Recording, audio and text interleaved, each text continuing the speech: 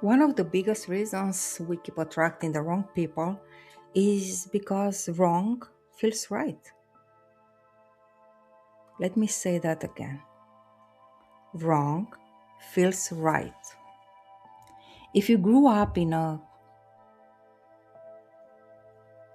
unpredictable household, chaos feels like home. If you grew up with inconsistent love, inconsistency feels familiar. If you grew up having to earn affection, having to work for love feels normal. Your nervous system is wired for what it knows, not for what's good for you. So, when you miss someone healthy, stable, consistent, and available, your system doesn't recognize it. It might even feel boring, flat, like something is missing. Sure, what's missing is the drama, the anxiety, the uncertainty, the need to prove yourself. All the things that you felt like love to your younger self, all the things that you were familiar with, even though they weren't healthy. I can't tell you how many times I met good, available people and felt nothing.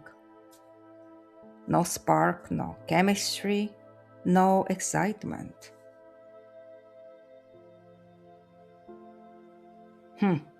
Know what I did feel chemistry with? People who triggered my wounds.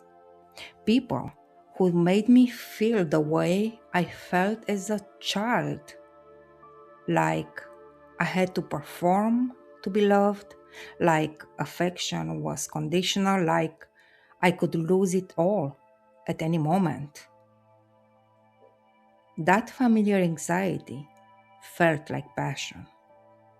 That familiar uncertainty felt like excitement. That familiar need to chase felt like desire. My system was wired to recognize those feelings as love. And so my broadcast kept calling out for more of it. Even though consciously, obviously, I was trying to choose differently. This is why you can know better and still do the same thing. Your conscious mind wants healthy, your unconscious broadcast is screaming for familiar.